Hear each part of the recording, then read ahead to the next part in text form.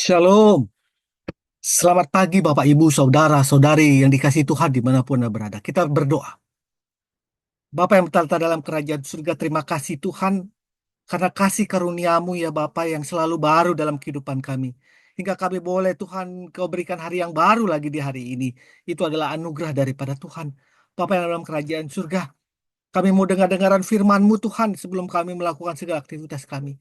Berbicaralah Engkau Tuhan dalam hati, dalam roh kami ya Bapa, agar kami boleh menjalani hari-hari kami itu sesuai dengan kehendak Tuhan. Di dalam nama Tuhan Yesus Kristus Tuhan kami yang hidup, kami berdoa. Amin. Bapak Ibu Saudara-saudara kasih dalam Tuhan, judul kita pada hari ini untuk menjadikan kita kudus, untuk menjadikan kita kudus. Firman Tuhan diambil dari Titus 2 ayat 11 sampai 14 yang mengatakan, sebab sudah nyatalah anugerah Allah yang menyelamatkan semua manusia dan mendidik kita supaya kita meninggalkan kefasikan dan keinginan-keinginan duniawi dan supaya kita hidup bijaksana, adil, dan saleh di dalam dunia sekarang ini. Dengan menantikan penggenapan pengharapan yang kita pernah yang penuh berkat dan penampakan kemuliaan Allah yang maha besar dan juru selamat kita Yesus Kristus yang telah menganugerahkan dirinya, menyerahkan dirinya bagi kita untuk membebaskan kita dari segala kejahatan dan untuk menguduskan bagi dirinya suatu umat miliknya sendiri yang rajin berbuat baik. Beritakanlah semua ini itu, nasihatkanlah, yakinkanlah orang dengan segala kewibawaan. Janganlah ada orang yang menganggap engkau rendah. Bapak Ibu, saudara-saudara dikasih Tuhan. Hati nurani manusia yang sudah tercemar oleh dosa hampir sama tuanya dengan umur Adam dan Hawa. Manusia rentan terhadap kesombongan, rentan kepada merasa kepentingan diri sendiri, mudah kepahitan, hawa nafsu, iri hati, ketakutan dan sebagainya. Semuanya itu menggerogoti hati kita. Maka Tuhan berkata, apa yang keluar dari seseorang itulah yang menajiskannya.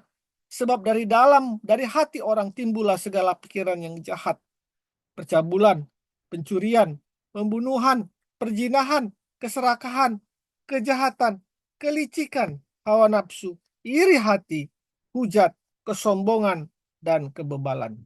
Semua hal-hal jelat itu timbul dari dalam dan menajiskan orang. Markus 7 ayat 20-23. Kecenderungan hati ini untuk jatuh ke dalam dosa dan terjebak di dalam dosa. Yang menjadi pertanyaan sekarang, bagaimana kita bisa keluar dari lingkaran dosa itu? Bagaimana kita bisa menikmati kebebasan dari dosa itu dan menuju ke surga kelak? Macam-macam orang berpendapat. Ada orang berpendapat bahwa dia harus terus berbuat baik agar terlepas dari siksaan si jahat. Tetapi benarkah demikian? Beramal sebanyak-banyaknya untuk kita bisa mendapat jatah di surga. Tapi benarkah demikian caranya? Bapak, Ibu, Saudara-saudara yang dikasih Tuhan. Kita tadi sudah berbicara tentang hati. Berarti betul-betul hati itulah yang harus berubah dalam hidup ini. Hati yang penuh dosa itu. Tadi dikatakan bahwa perbuatan baik tidak bisa mengubah hatiku.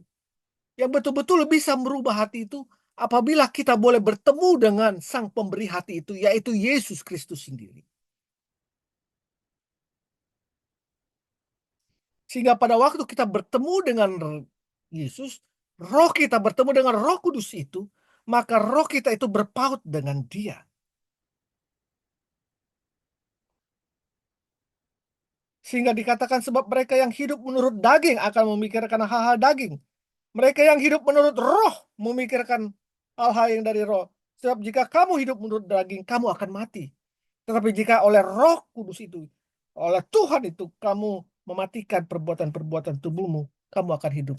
Jadi jika kita menerima Tuhan, kita berhubungan dengan Yesus Kristus, jalan keselamatan itu, maka kita akan mampu mengalahkan keinginan-keinginan daging kita. Yang seperti tadi, hawa nafsu, kecabulan, iri hati, dendam, keinginan diri sendiri, senang melihat orang susah, susah melihat orang senang, dan sebagainya. Akan dimatikan dan kita hidup dalam roh. Untuk itu datanglah kepada Tuhan dengan sungguh-sungguh. Bukalah hatimu. Tuhan katakan, aku mengetok pintu hatimu. Bukalah, maka aku akan masuk ke dalamnya. Dan aku akan duduk bersama-sama dengan engkau. Makan bersama-sama engkau. Engkau ada di dalam aku dan aku ada di dalam engkau. Di dalam Wahyu 3 ayat 20. Untuk itu, mari Bapak Ibu Saudara, saudara dikasih Tuhan.